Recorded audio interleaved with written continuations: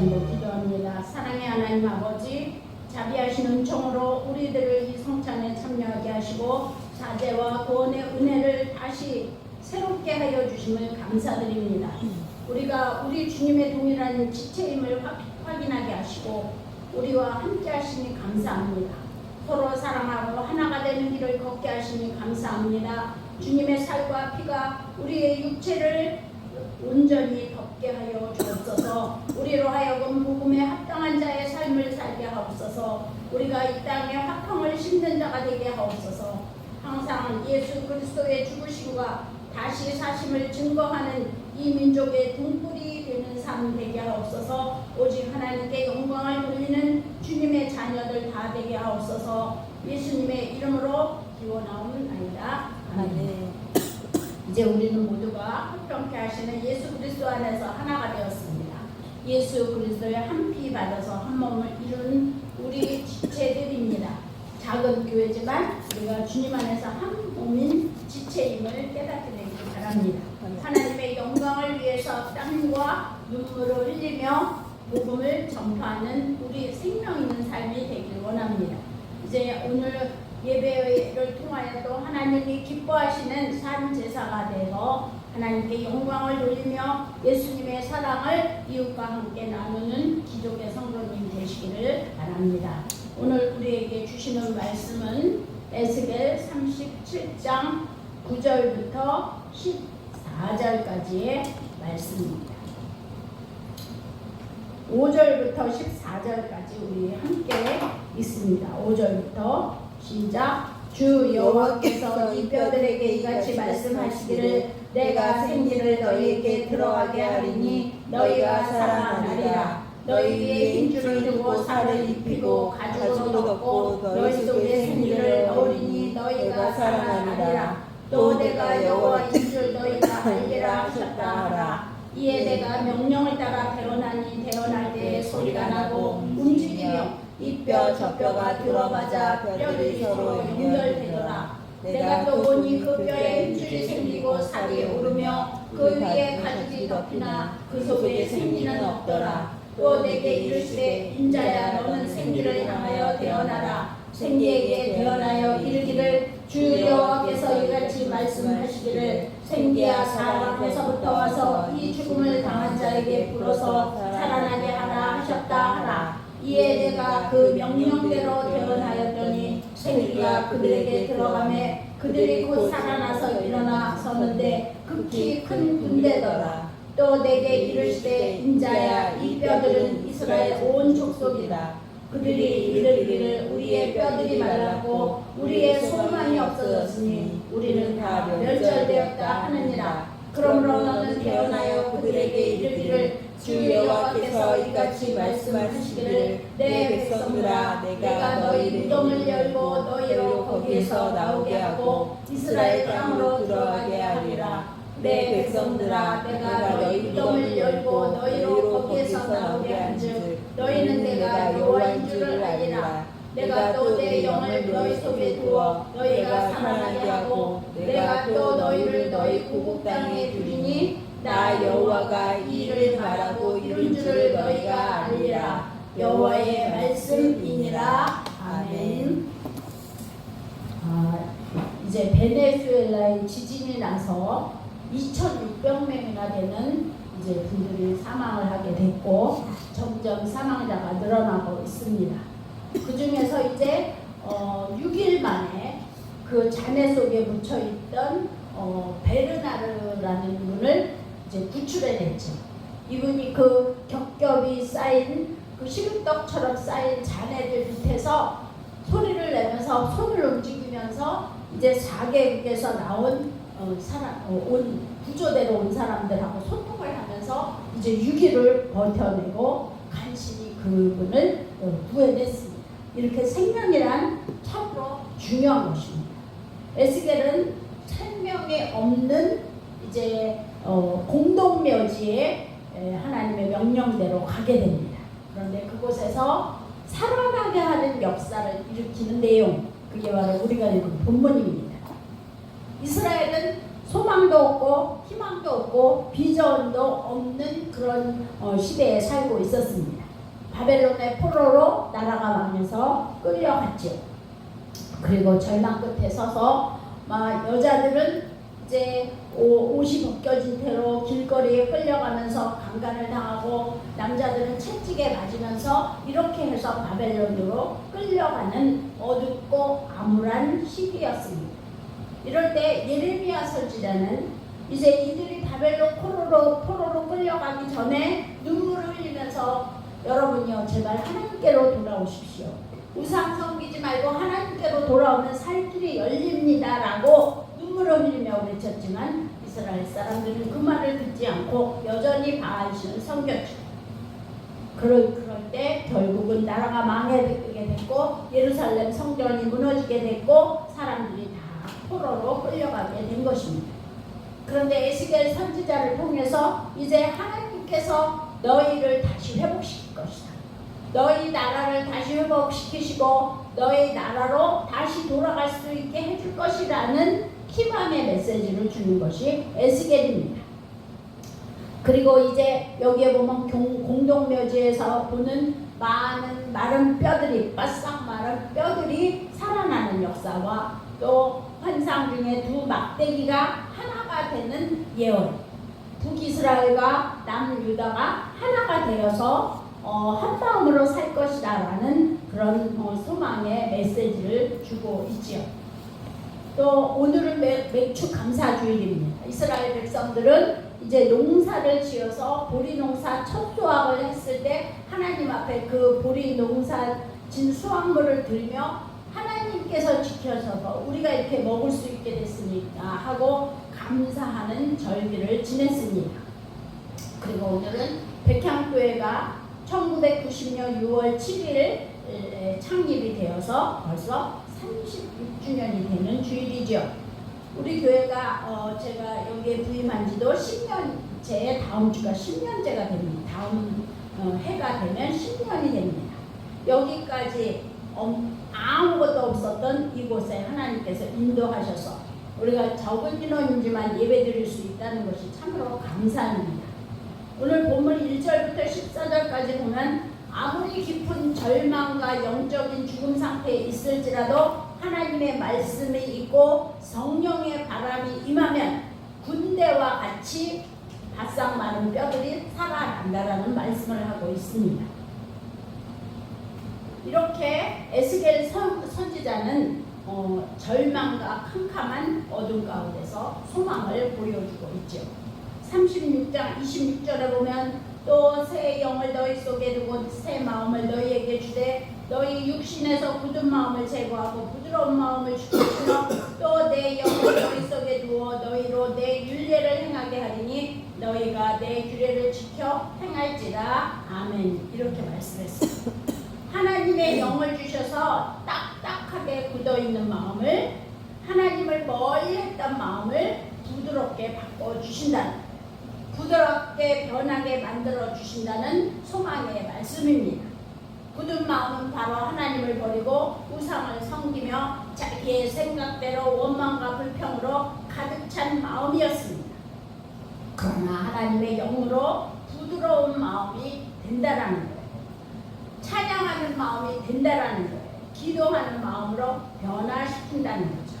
백향교회에도 하나님께서 주시는 성령의 바람이 이 시간 임재하여 부드러운 마음을 하나님을 찬양하는 마음으로 다 변화되기를 축복합니다. 하나님의 영이 에스겔 선지자를 공동묘지로 옮겨 환상을 보여줍니다. 어느 골짜기 가운데 서 있는데 거기에 뼈가 가득하게 있는 시체의 뼈가 가득한 게 보였어요.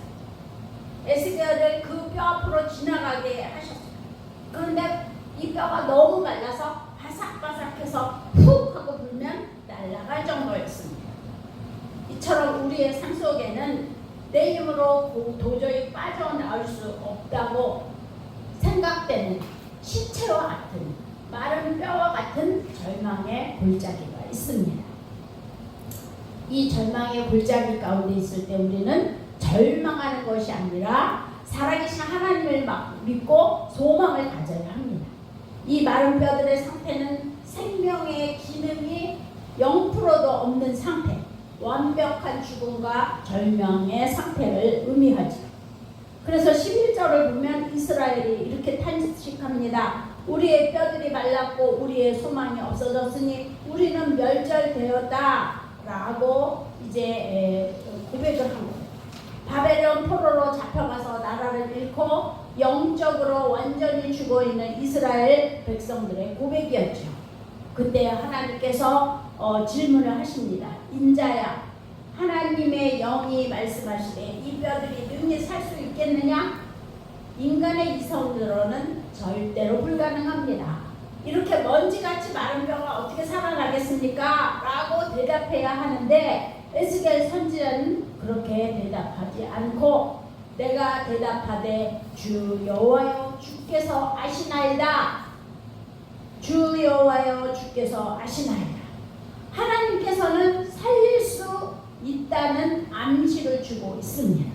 사람으로는 할 수 없는데 하나님은 할 수 있다라는, 우리 하나님은 불가능을 가능하게 하시는 하나님입니다. 사무엘상 2장에 보면 이제 불임이 되어서 옆에 있는 분인나가 놀리고 조롱하고 하는 한나가 기도합니다. 하나님 앞에 울부짖으며 기도할 때 이제 그 기도를 들으신 하나님께서 한나가 임신하게 하셨죠. 그리고 아들을 낳게 됐는데 그 아들이 사무엘입니다. 선지자가 됩니다. 그리고 이제 한나가 하나님 앞에 너무나 감사해서 기도합니다. 사무엘상 2장 6절에 보면 여호와는 죽이기도 하시며 살리기도 하시며 가난하게도 하시고 부하게도 하시고 수월에 내리기도 하시고 거기에서 올리기도 하시는도다. 하나님은 낮추기도 하시고 높이기도 하시는도다. 가난한 자를 진토에서 일으키시며 빈궁한 자를 거름더미에서 올리사 귀족들과 함께 있게 하시며 영광의 자리를 차지하게 하시는도다. 땅의 기둥들은 여호와의 것이라 여호와께서 세계를 그것들 위에 세우셨도다. 아멘. 이렇게 기도했다. 이 세상의 모든 것이 하나님의 것이라는 거죠. 하나님의 손에 있다라는 거예요. 하나님은 사람을 죽이기도 하시고 살리기도 하시는 분이며 사람의 생명과 죽음을 주권하는 주권자이십니다. 4절에서 하나님의 영이 이제 에스겔에게 또 말씀합니다. 너는 이 뼈에게 대언하여 이르기를 너희 마른 뼈들아 여호와의 말씀을 들을지어다. 내가 생기를 너희에게 들어가게 하리니 너희가 살아나리라. 너희 위에 힘줄을 두고 살을 입히고 가죽으로 덮고 너희 속에 생기를 넣으리니 너희가 살아나리라. 또 내가 여호와인 줄 너희가 알리라 하셨다 하라. 아멘. 이렇게 했어요. 에스겔에게 하나님의 말씀으로 살아난다라고 대언하라고 하신 거예요. 에스겔이 이 말씀에 순종합니다. 성도 우리는 하나님의 말씀을 에스겔처럼 대언하는 사람입니다. 그래서 이 세상 가운데서 마른 뼈처럼 아무런 희망도 없고 소망도 없고 비전도 없이 살아가고 있는 이들을 향하여 소망의 말씀을 대언해야 하는 것입니다. 그리하여 9절에도 또 말씀하시기를 너는 생기를 향하여 대언하라. 생기에게 대언하여 이르기를 주 여호와께서 이같이 말씀하시기를 생기야 사방에서부터 와서 이 죽음을 당한 자에게 붙어서 살아나게 하셨다 하라 라고 명령을 하는 거죠. 에스겔은 성령님의 음성에 순종합니다. 그랬더니 기적이 일어나지. 이에 그 명령대로 대언하였더니 생기가 그들에게 들어가매 그들이 곧 살아나서 일어서는데 극히 큰 군대더라. 그 바싹 마른 뼈에 생기가 들어가고 정말 힘줄이 생기고 뼈에 가죽이 입혀지고 그리고 살이 입혀져서 살아났는데 그냥 살아난 게 아니라 군대가 되었다라는 거예요. 마치 아무 희망도 없이 부서져서 날아갈 것 같았던 것이 이제 움직일 수 있는 사람으로 변했다. 사람도 중요한데 큰 군대가 되었다. 하나님께서는 절망의 굴짝, 이렇게 마른 뼈 같은 시체 같은 아무 소망도 없는 사람들, 절망의 굴짝에서 헤매고 있는 이들을 그냥 두시지 않으시고 놀라운 회복의 역사로 살려주시는 역사를 일으키십니다. 본문에서의 마른 뼈가 살아나는 과정, 오늘날의 대부흥과 영적인 회복이 어떻게 일어나는지를 보여주는 공식입니다. 영적인 회복의 공식, 첫 번째 1단계 공식은 이거입니다. 하나님의 말씀이 선포될 때 기적이 일어난다는. 너는 이 모든 뼈에게 대언하여 이르기를 너희 마른 뼈들아 여호와의 말씀을 들을지어다. 에스겔이 하나님의 말씀대로 하나님의 말씀을 대언하자 놀라운 일이 일어나게 됩니다. 우두둑 우두둑 이 뼈와 저 뼈가 맞아 들어가고 힘줄이 생기고 살이 붙고 가죽이 덮입니다. 영적 회복의 시작은 하나님의 말씀을 듣는 것부터 시작합니다. 사람의 학문이나 세상의 철학이 아니라 과학의 힘이 아니라 하나님의 살아있는 말씀이 선포될 때 구조가 잡히고 외형이 회복된 것입니다. 시체의 마른 뼈의 영적 상태, 생기가 하나도 없지요. 교회에도 이렇게 생기가 하나도 없는 껍데기만 있는 그러한 성도들이 있어요. 껍데기만 있는 성도들 가운데는 살도 있고 뼈도 있고 힘줄도 있어서 움직이기는 합니다. 그래서 교회에 나와 예배는 드리는데 생기가 하나도 없어서 말씀을 들어도 힘이 생기지 않고 말씀을 들어도 그 말씀이 내 가슴에 새겨지지 않습니다. 그런데 하나님께서 성령의 바람으로 역사를 일으키시면 생기가 생깁니다.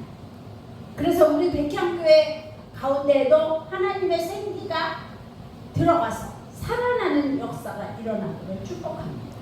2단계 공식이 바로 영적인 회복의 2단계 공식 9절의 말씀. 생기야 사방으로부터 와서 이 죽음을 당한 자에게 불어서 살아나게 하라. 살아나는 것입니다. 생기가 살아나는 것입니다. 여기서 말씀하는 생기, 이거는 히브리어로 르아크라고 합니다. 르아크, 이것은 성령의 바람, 그리고 성령님의 바람입니다. 그런데 이 성령님의 바람을 향하여 대언하라는 거예요. 에스겔이 순종해서 대언했을 때 생기가 들어갔어요. 푹 하고 들어갔어요. 그러니까 시체들이 살아서 벌떡 일어나게 된 것입니다. 시체가 살아나서 움직이는 인간이 됐습니다. 이 얼마나 상상하지도 못할 기적입니다. 하나님의 말씀을 대언하면 죽은 시체가 살아나 생기가 있고 움직이는 사람, 생명 있는 사람이 됩니다. 사랑하는 백향의 성도 여러분, 생기가 있어서 움직인다는 것은 오늘의 본문에 나오는 에스겔한테만 해당된 게 아닙니다. 하나님의 말씀에 순종하여 대언하면 누구도 이런 기적의 역사를 경험한다는 거예요. 백향교회는 기적을 경험하는 교회입니다. 여러분이 하나님의 말씀을 순종하여 대언하면 죽었던 영혼이 살아납니다. 그리고 그 사람이 변합니다. 하나님을 예배하는 사람이 될 뿐만 아니라 그분의 가정과 개인의 그리고 소망을 주고 절망을 희망으로 소망으로 바꾸게 된다. 창세기 2장 7절에도 보면 생기를 하나님께서 불어 넣으시니 사람이 이제 흙으로 빚었던 그 사람이 아담이 되었다는 거예요. 성령님이 임하셔야 비로소 영적으로 또 살아있는 사람이 되는 것입니다. 또한 힘있는 군대가 되어 씩씩하게 적군을 무찌르고 사탄의 권세와 싸워서 이기는 놀라운 역사를 일으킨다는 것입니다. 우리 모두 하나님 말씀에 순종하여서 하나님 말씀을 대언하는 능력을 일으키는 예수님의 사람들, 영적인 군대가 되기 축복합니다. 3단계에서 보면 강력한 군대가 되는 거예요. 그냥 생기가 있어 살아있는 것으로 그걸로 끝난 것이 아니라 강력한 군대가 되어 사명을 이루는 사람이 된다. 10절에 보면 그들이 곧 살아나서 일어나 서는데 극히 큰 군대더라. 아멘. 마른 뼈에 불과했던 자들이 살아나서 그냥 무리가 된 게 아니라 군대가 되었어. 군대는 질서가 있습니다. 군대는 힘이 넘칩니다. 군대는 생기가 있습니다. 하나님께서 우리를 영적으로 생기 있는 영적의 사람으로 살리시는 이유는 우리끼리 잘 먹고 잘 살아라 그게 아닙니다. 사명을 가지고 살아라. 내가 주는 사명을 수행하며 살아라는 거예요. 그래서 사명을 수행하려면 영적인 군대가 되어야 된다는 거예요. 절망 속에서 헤매던 사람들이 우리가 하나님의 말씀을 대언하면 이 세상을 살리는 치유자로, 사명자로 변화된다는 거예요. 세상에서 무익하고 아무도 돌아보지 않았던 사람이 변화돼서 사람을 치유하게 됩니다.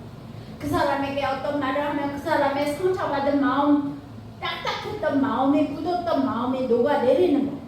그래서 우리가 바로 사람의 마음을 움직이고 그 마음을 녹이고 또 그 사람이 변화되는 사명자의 역할을 감당하게 되는 줄 믿습니다.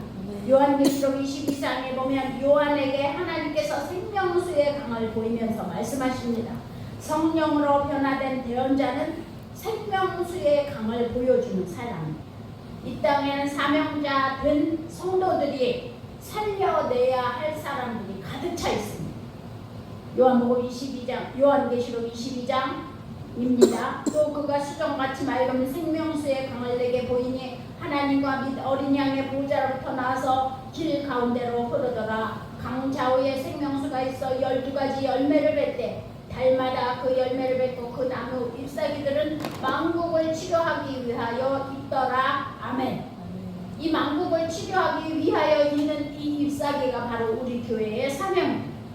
이 땅의 수많은 환자들을 치료하는 치료자의 사명, 우리 밀착교회 성도님들이 감당하길 바랍니다. 이게 바로 성도의 분분입니다. 이 세상은 어둠 속에서, 캄캄한 어둠 속에서, 우울증 속에서, 원망 속에서 이를 갈면서 자신의 한을 쌓아가는 이들이 너무나 많습니다. 요한복음 11장에 보면 나사로가 죽었습니다. 죽어서 장례를 치르고 이제 무덤 속에 집어넣었습니다. 무덤 속에 있은 지 나흘이 지났습니다. 나사로의 누이 동생 마르다와 마리아는 예수님이 오빠가 죽은 다음에 오신 것을 보며 예수님을 원망해서 예수님 왜 진작 오시지 이제 오셨습니다. 예수님이 진작 오셨으면 우리 오빠가 죽지 않았을 것입니다. 왜 지금 오셨어요? 라고 원망하듯이 말했어요. 그때 예수님이 이제 요한복음 11장 23절에서 말씀하십니다. 내 오라비가 다시 살아나리라. 마르다는 네 압니다. 우리는 다시 살아날 줄 압니다. 인류의 종말이 오면 우리는 부활합니다. 라는 것을 대답했어요. 그러나 예수님이 다시 살아난다라는 이 말은 무덤에 현재 있는 네 오빠가 살아날 것이다 라는 그 말씀이셨죠. 그리하여 11장 25, 26절에 이렇게 말씀합니다. 예수께서 이르시되 나는 부활이요 생명이니 나를 믿는 자는 죽어도 살겠고 무릇 살아서 나를 믿는 자는 영원히 죽지 아니하리니 이것을 내가 믿느냐. 그러면서 나사로 어디 누웠느냐 하고 물으십니다. 그래서 이제 사람들은 예수님을 비웃습니다. 아니 맹인의 눈을 뜨게 했던 예수가 왜 나사로를 살리지 못했지? 진작 죽지 않게 했으면 되지 하면서 킥킥킥 비웃었어요. 그런데 예수님이 이렇게 비웃는 일을 향해서 비통히 여기면서 무덤으로 가셨습니다. 무덤 가까이 가보니까 무덤이 돌로 꽉 막혀 있었어요. 캄캄한 무덤, 아무 소망도 없는 무덤, 어두운 무덤이었습니다. 그런데 예수님께서 돌을 옮겨 놓으라 라고 말씀하십니다. 돌을 옮겨 놓은 다음에 하늘을 우러러 기도하십니다. 아버지여 내 말을 들으신 것을 감사하나이다. 항상 내 말을 들으시는 줄을 내가 알았나니 그러나 이 말씀을 하옵는 것은 둘러선 무리를 위함이니 곧 아버지께서 나를 보내신 것을 그들로 믿게 하려 함이니이다. 나사로가 다시 살아남을 보고 믿게 하려는 하나님의 뜻이 있었던 것이다. 그리고 말씀하십니다. 나사로야 나오너라 하고 부를 때 죽은 자가 수족을 배로 동인 채로 나옵니다. 저벅저벅 걸어 나오고 얼굴은 수건으로 감싸져 있는데 풀어놓아 다니게 하라라고 하십니다. 나사로는 캄캄한 무덤에서 예수님의 나오라는 음성을 듣고 걸어 나왔습니다. 에스겔에게도 마른 뼈에게 살이 붙고 힘줄이 생기고 생기가 들어가고 큰 군대가 된 것처럼 썩은 냄새가 나는 나사로가 살아난 거예요. 시체가 살아난 거예요. 마른 뼈가 바삭바삭하면서 먼지가 될 뻔했던 그 시체들이 힘줄이 생기고 생기가 들어가고 큰 군대가 된 것입니다. 이 세상에는 이렇게 시체처럼 살아가는 이들이 너무 많아요. 시체가 있는 무덤 속에 그 어둠을 경험하고 있는 사람들이 너무 많아요. 어떤 이는 부모님으로 인해 상처가 평생토록 지워지지 않습니다. 어떤 이는 배우자로 인해 상처가 있습니다. 어떤 이는 직장 상사와 풀지 못한 문제로 인한 상처가 있어요. 어떤 이는 조상 도래대로 내려오는 지인과의 풀지 못한 그 상처로 인해서 괴로운 인생을 살아가는 것 같습니다. 살아서 생활은 하고 있는데 생기도 없고 힘도 없고 의욕도 없는 그러한 인생이 많다는 거예요. 마음에 상처가 나서 트라우마가 생겨서 공포와 아픔과 저주와 슬픔으로 지내는 이들이 너무 많은데 우리 성도들이 바로 이들을 치료하는 치유자, 사명자가 되어야 하는 줄 믿습니다. 우리는 하나님의 말씀에 순종하여 되어나는 사명자임을 기억하십시오. 나사로야 나오너라. 내 친구 아무개야 무덤에서 나와라. 내 친구 아무개야 상처에서 벗어나라 라고 우리가 되어내야 합니다. 이 세상은 제정신이 아니면 살아갈 수 없는 세상이라고 합니다. 왜? 너무나 악이 성행하고 있기 때문에. 악과 원망과 저주와 두려움과 불평으로 가득 차서 매일매일을 지옥처럼 살아가는 이들이 너무나 많다는 거예요. 이들에게 우리가 말하십시오. 예수 그리스도의 이름으로 그 무덤에서 나오라. 예수 그리스도의 이름으로 그 상처에서 벗어나라고 큰 소리로 외치십시오. 백향교회가 9년차를 맞이했습니다. 내년이면 이제 10년차지요. 이제는 우리 교회가 대척교회라는 말을 더 이상 듣지 않아야 합니다. 건강한 교회, 성장하는 교회, 하나님의 말씀이 생수가 돼서 죽었던 영혼들이 살아나는 역사가 있는 백향교회이기를 바랍니다. 에스겔 47장에 보면 성전에서 나오는 물에 대하여 말씀합니다. 성전은 사람을 살리는 곳입니다. 살아나는 곳입니다. 하나님의 말씀을 대언하여 살리는 역사가 일어나는 곳입니다. 에스겔 47장 2절로 10절에 보면 이렇게 말씀합니다. 그가 또 나를 데리고 북문으로 나가서 바깥길로 꺾어 동쪽을 향한 바깥문에 이르시기로 본즉 물이 그 오른쪽에서 스며 나오더라.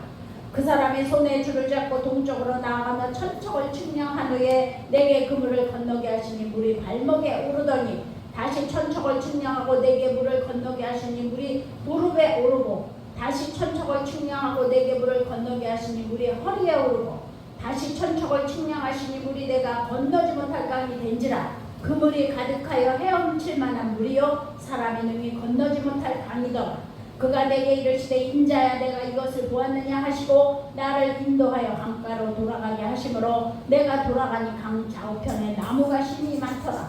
그가 내게 이르시되 이 물이 동쪽으로 향하여 흘러 아라바로 내려가서 바다에 이르리니 이 흘러내리는 물로 그 바다의 물이 대사가 나리라. 이 강물이 이르는 곳마다 번성하는 모든 생물이 살고 또 고기가 심이 많으니 이 물이 흘러들어가므로 바닷물이 되살아 나겠고 이 강에 흐르는 각처의 모든 것이 살 것이며 또 이 강가에 어부가 설 것이니 엔게디에서부터 에네글라이까지 금을 치는 곳이 될 것이라. 이 고기가 각기 종류를 따라 큰 바다의 고기같이 심이 많아진다라고 말씀합니다. 아멘입니다. 아멘. 바닷물이 넘쳐서 은혜의 강물 생명수가 넘쳐서 이 작전동 지역에 흘러 넘쳐서 작전동 지역에 있는 사람들이 살아나고 가정이 살아나고 사회가 살아나고 나라가 살아나는 놀라운 역사가 백향교회를 통해 이루어지게 될 줄로 믿습니다. 아멘. 우리는 세상에 죽어가는 사람들을 살려나는 사명자의 역할을 감당하는 영적인 군대입니다. 어둠 속에서 밝은 곳으로 나오게 하는 귀한 사명, 우리 모두 다 감당하여 하나님 앞에서 잘했다 칭찬받고 면류관의 상급을 받는 백향교회 성도님들 다 되시기를 예수님의 이름으로 축원합니다. 기도합니다. 하나님 아버지 감사드립니다. 하나님 말씀을 대언하여 상처로 딱딱한 마음으로 뭉쳐있는 이들을 부드러운 마음으로 변하게 하시고 사랑의 마음으로 바꾸는 사명자가 저희들 다 되게 하여 주시옵소서. 죽어가고 있는 영혼들을 세상을 살려내는 백향교회 되게 하옵소서. 예수님의 이름으로 기도드립니다. 아멘. 봉헌합니다.